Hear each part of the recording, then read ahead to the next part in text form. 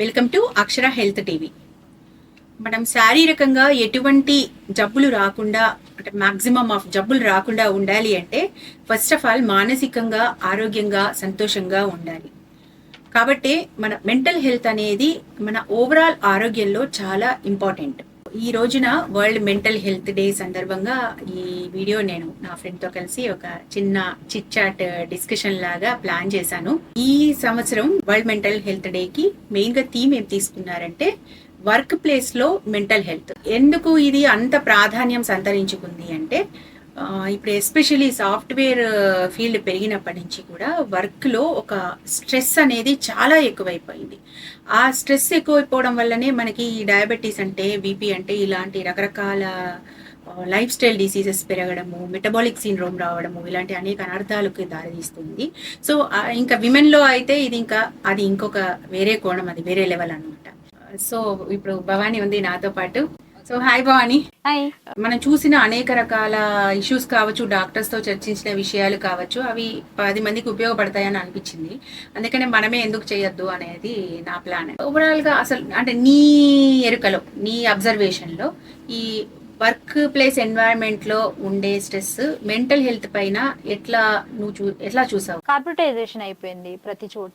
So తక్కువ pay చేయాలని లేకపోతే తక్కువ మందితో ఎక్కువ పని తీసుకోవాలని ఎంప్లాయర్స్ అట్లా ఆలోచిస్తున్నారు. అండ్ ఆబ్వియస్లీ ఎంప్లాయీస్ కి తప్పట్లేదు, స్ట్రెస్ అవుతోంది. వర్క్ ఫ్రమ్ హోమ్లు ఇచ్చారు చాలా మందికి, ఇంటి నుంచి పని చేయమంటారు. ఇంటి నుంచే పని చేస్తున్నావు కదా అని చెప్పి డబుల్ వర్క్ చేయించాలని ప్రయత్నం చేస్తారు. ఇంట్లో నుంచే చేస్తున్నావు కంఫర్టబుల్ గా అంటారు. సో కంఫర్టబుల్ గా చేస్తున్నారు అనే దానికంటే ఇన్ని పని గంటలు అనేదే అన్నిటికంటే ముఖ్యము. 8 గంటలకి మించి పని చేయకుండా ఉండడమే మెంటల్లీ కానీ ఫిజికల్లీ కానీ అంటే ఒక పర్టికులర్ పని. దానివల్ల మనం వర్క్ ప్లేస్ లో ఉండే స్ట్రెస్ ని కొంచెం తగ్గించవచ్చు. అండ్ అది కాకుండా ఏంటంటే ఇంకొకటి, వర్క్ ప్లేస్ ఎన్వైరన్మెంట్ కూడా అంత ఫ్రెండ్లీగా ఉండాలి. మనం వర్క్ చేసే చోట మన బాసులు కావచ్చు, కొలీగ్స్ కావచ్చు, ఎవరైనా సరే కొంత ఫ్రెండ్లీ అట్మాస్ఫియర్ ఉండాలి. ప్రొఫెషనల్గా ఉన్నప్పటికీ అది అట్మాస్ఫియర్ ఫ్రెండ్లీగా ఉండడం అనేది గివ్స్ ఏ గుడ్ వైబ్. అయితే విమెన్ ఇప్పుడు ఆఫ్ కోర్స్ మనం ఫేస్ చేయలేదు అనుకో కావచ్చు, కానీ మన జర్నలిజం లోనే మన కమ్యూనిటీలోనే చాలా మందిని మనం చూసాం.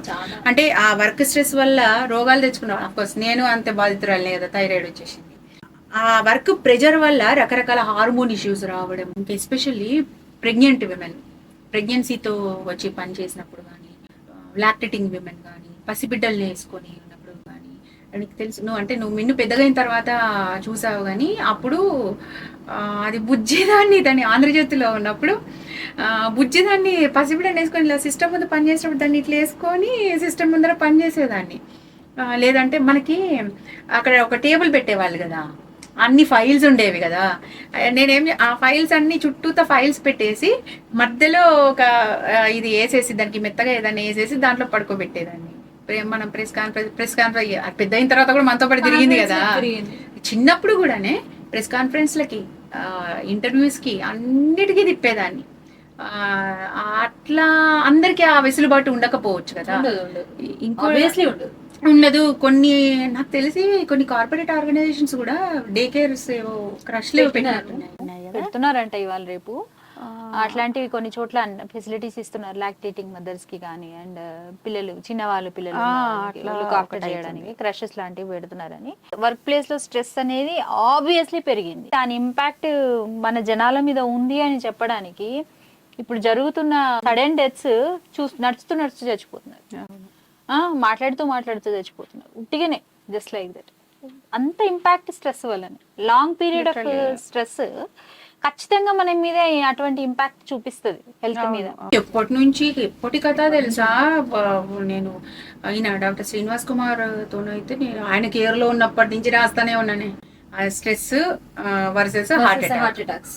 స్ట్రెస్ తోని డయాబెటీస్, మన బీపీ ఇవి పెరగడము. బీపీ వచ్చింది అంటే ఇంకా స్ట్రోక్స్ ఎప్పుడు వస్తాయో తెలియదు.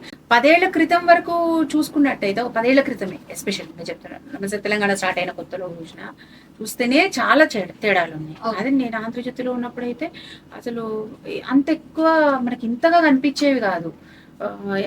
వచ్చేవి అప్పుడే అంటే పెరుగుతున్న దశలో ఉంది అప్పుడు. ఇప్పుడైతే ఇంకా ఆఫ్టర్ కోవిడ్ చూస్తేనైతే ఇంకా ఎప్పుడు ఇవాళ చూసిన మనిషి రేపు ఉంటాడో లేదో అన్న కైండ్ ఆఫ్ అయిపోయింది. ఇంకా నేను యాక్చువల్గా ఈ వీడియో ద్వారా నేను స్ట్రెస్ చేయదలుచుకుంది ఏంటంటే, జనరల్ గానే మన విమెన్ ఇంట్లోంచి బయటకు కాలు పెట్టడానికి ఒక పెద్ద ఫైట్ చేయాలి. నేను బయటకు వెళ్ళి సంపాదిస్తా, నేను ఒక కెరియర్ చూస్ చేసుకుంటా, లేదంటే నేను ఒక ఇండిపెండెంట్ విమెన్గా ఎదుగుతా, అట్లీస్ట్ ఒక సొంత సంపాదన ఏదో చిన్న ఖర్చులకి నేను అన్నా సంపాదించుకుంటా అని అనుకునే విమెన్ అయినా కూడా ఇంట్లోంచి బయటకి రావాలి అంటే ఒక పెద్ద ఫైట్ చేయాలి. ఇంట్లో ఫ్యామిలీ అంతా ఫైట్ చేసి మెంటల్ స్ట్రెస్ పెంచుకొని బుర్ర పాడైపోయి డిప్రెషన్లోకి వెళ్ళిపోయి ఇంత నానా కథ పడాలి.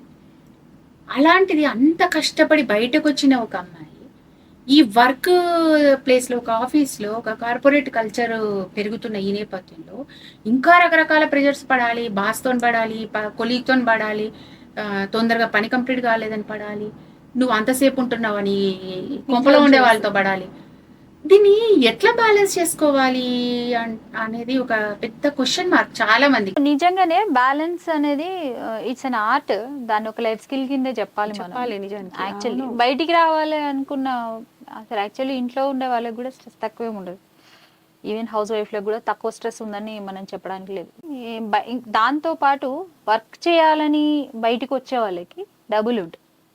ఎందుకంటే ఇల్లు చూసుకోవాలి, నువ్వు బయట చూసుకోవాలి, ఇంట బయట అన్ని రకాలుగా కూడా చూసుకోవాలి. నీకు ఇంటి పని తప్పించేది ఈ మధ్య కాలంలో కొంతమంది లిబరల్గా ఉంటున్నారు కావచ్చు, ఇంటి పని కాస్త తగ్గుతుంది కావచ్చు, అది నామ మాత్రమే తగ్గేది. అయినా రెస్పాన్సిబిలిటీ ఎప్పుడైనా అల్టిమేట్గా నీదే. అవలేదు అంటే నీదే అవుతుంది, క్వశ్చన్ నిన్నే చేస్తారు. సేమ్ వర్క్ ప్లేస్లో కూడా ఉంటుంది, అదే same kind of attitude work ప్లేస్లో కూడా ఉంటుంది. పని కాలేదు అంటే ఖచ్చితంగా నిన్ను క్వశ్చన్ చేస్తారు. సో ఇది ఎట్లయినా ఉంటుంది, అది కూడా నీదే. ఈ రెండు బ్యాలెన్స్ చేసుకోవడం అనేది కొంచెం కష్టమే, especially when they are mothers. Young చిల్డ్రన్కి, కిడ్స్కి మదర్స్గా ఉన్న వాళ్ళు అంటే ఎర్లీ 30sలో ఉన్నవాళ్ళు, early 30s to late 30s or 40s, early 40s వరకు కూడా they need a lot of mother presence. పిల్లలకి చాలా వరకు మదర్ ప్రెజెన్స్ అవసరం అవుతుంటుంది. ఆ టైంలో వదిలేసి ఉద్యోగానికి రావాల్సిన పరిస్థితులు ఈ రోజుల్లో చాలా మంది ఆడవాళ్ళకు ఉన్నాయి. కేవలం పాకెట్ మనీ కోసం సంపాదించుకునే ఆడవాళ్ళు చాలా తక్కువ, లైవ్లీహుడ్ కోసం పనిచేసే వాళ్ళే ఎక్కువ. సో అట్లా పనిచేసే వాళ్ళకి, పాకెట్ మనీ కోసం పనిచేసే వాళ్ళు 4 రోజులు కావాలంటే పిల్లోని పట్టుకొని ఇంట్లోనే ఉండొచ్చు. కానీ లైవ్లీహుడ్ కోసం పనిచేసే వాళ్ళకి షుడ్ కమ్ బై అవుట్. వాళ్ళ పిల్లోడు ఉంటాడు, వాడికి మదర్ ప్రెజెన్స్ అవసరం అవుతుంది. న్యాచురల్గా ఉండేటువంటి care mind of mother always compromise చేయాల్సి వచ్చినప్పుడు చాలా స్ట్రెస్ అవుతుంది. దాని ఇంపాక్ట్ లాక్టేషన్ మీద పడుతుంది, మిగతా హార్మోన్స్ మీద పడుతుంది, హార్ట్ హెల్త్ మీద పడుతుంది, అన్నిటి మీద పడుతుంది. అది అటువంటి స్ట్రెస్ అనుభవించే మదర్కే అర్థమవుతుంది తప్ప we can't explain it and we can't measure it. That is the biggest stress at work place. మనం వర్క్ ప్లేస్కి వచ్చినప్పుడు ఇంట్లో లాక్టేటింగ్ చైల్డ్ కనుక వదిలి వచ్చినామంటే వి కాంట్, అది మాటల్లో ఎక్స్ప్లెయిన్ చేయాల్సిన కష్టం కాదు. అట్లాంటి స్ట్రెస్ తగ్గించడం అనేది ఎంప్లాయర్కి బాధ్యత అని నేనంట. ఇట్లాంటివి మనం డిమాండ్లో పెట్టినప్పుడు, బీయింగ్ లేడీస్, మనం ఇట్లాంటివి డిమాండ్లో పెట్టినప్పుడు ఏమవుతుందంటే నీకు ఉద్యోగం ఇయ్యా అంటాడు. ఆడోళ్ళని పనిలో పెట్టుకుంటే మెటర్నిటీ లీవ్ అంటారు, ప్రెగ్నెన్సీలు అంటారు, పీరియడ్ లీవ్ అంటారు. తర్వాత మేము లాక్టేటింగ్ మదర్స్ కాబట్టి కేర్ సెంటర్స్ కావాలని అడుగుతారు. ఇవన్నీ చేస్తారు. వీటన్నిటికంటే బెటర్ మనము ఆడవాళ్ళకి ఉద్యోగం ఇవ్వకపోతే. వర్క్ ప్లేస్లో స్ట్రెస్ తగ్గడానికి ఏం చేయాలనేది ఒక ఎంప్లాయర్ ఆలోచించాలి. నీకు అవుట్పుట్ బాగా రావాలనుకుంటే ఎంప్లాయీస్ని స్ట్రెస్ లేకుండా పెట్టుకోవడం అనేది ఖచ్చితంగా ఎంప్లాయర్ బాధ్యత. ఫ్యామిలీ గురించి సెలవులు పెడతారు అన్నది పక్కన పెడితే, అన్నది ఒక పాయింట్ అయితే పక్కన పెట్టేది కదా, అది ఒక ఇంపార్టెంట్ పాయింట్ అయితే, ఇంకొక మోర్ ఇంపార్టెంట్ పాయింట్ ఈ మధ్య కాలంలో మరి లైమ్ లైట్ లోకి వచ్చిన పాయింట్ హెరాస్మెంట్స్. ఆడపిల్లల మీద, విమెన్ మీద జరుగుతున్న హెరాస్మెంట్స్ ఈ ప్రతి ఒక్క ఫీల్డ్ లో, ప్రతి ఒక్క ఆఫీస్ లో మనం చూస్తున్నాం. ఒక సినిమాల గురించి వాళ్ళు మాట్లాడారు, అదంతా పెద్ద అది ఎవ్రీవేర్ ఉంది. దానికి ఏమైపోతుంది అంటే, నువ్వు నాకు ఈ పని చేసి పెడితే నీకు ఉద్యోగం ఉంటుంది, లేకపోతే లేదంటాడు. లేకపోతే నాకు ఈ పని చేసి పెడితే నీకు ప్రమోషన్ ఉంటుంది, లేకపోతే లేదంటాడు. నువ్వు ఇంత కష్టపడుతున్నావు, నువ్వేం సంపాదిస్తున్నావని ఇంట్లో వాళ్ళు కోరుతారు. ఆ ఇంట్లో ఆఫీస్లో ఇలాంటి హెరాస్మెంట్ ఉందని ఇంట్లో చెప్పుకోలేరు. ఇదంతా ఒక ఎత్తు అయితే, నేను ఈ సోషల్ మీడియా ద్వారా కానీ మామూలుగా సమాజంలో మనుషుల యాటిట్యూడ్, వాళ్ళ అభిప్రాయాలు ఏం విన్నా అంటే, అంతున్నప్పుడు నువ్వు బయట పని చేయకపోతే ఏమైంది, నువ్వు పోకపోతే ఏమైంది, అక్కడికి చేరకపోతే ఏమైంది, ఇంట్లో సంపాదించబెట్టే మొగుడు ఉన్నప్పుడు కూర్చొని తినచ్చుగా. ఎవడు పొమ్మన్నాడు నిన్ను ఉద్యోగానికి, ఎవరు బయటకు పోతే అట్లాగే ఉంటాయి, అనుభవించాలి. బయట అట్లానే సేఫ్టీ ఉండదు. అందుకే నేను మంచిగా నేను కూర్చోబెట్టి నేను ఒక బంగారు పంజరంలో పెట్టి ఉంటా అని అంటున్నా. ఆ కైండ్ ఆఫ్ మాటలు కూడా. సో ఇలాంటి కండిషన్స్లో అసలు ఏం చేయాలి అనేది అర్థం కాదు. చాలా మంది, మనకు తెలిసిన వాళ్ళే చాలా మంది ఉన్నారు. నువ్వు బయటికి వెళ్తే ఇవన్నీ నువ్వు ఫేస్ చేయాల్సి ఉంటుంది అని కనుక ఎవడన్నా అంటున్నాడు అంటే అర్థం, క్యాన్సర్ నీకు వస్తే ట్రీట్మెంట్ నీకు చేయాలి, ఊరికి కాదు కదా. నీకు క్యాన్సర్ వచ్చిందని చెప్పి పక్కోడికి కీమో ఇస్తే నీకు తగ్గదు. అదే కదా, జస్ట్ సైడ్ ఎఫెక్ట్స్ వానికి ఉంటాయి అంతే. అవును, నీ జబ్బు నీకే ఉంటుంది. సేమ్ దీన్ని ఇట్లా యాజ్ ఇట్ ఈస్గా ఈ వర్క్ ప్లేస్లో హరాస్మెంట్ అనే దానికి ఎస్పెషల్లీ లేడీస్ ఈ మధ్యకాలంలో జెంట్స్ కూడా అనుభవిస్తున్నారట కొంతమంది. ఆ కైండ్ ఆఫ్ అవి జరుగుతున్నాయట, విపరీతాలు ఎక్కువైపోయాయి కాబట్టి. సో ఇది సేమ్ ఎగ్జాక్ట్గా వర్తిస్తుంది.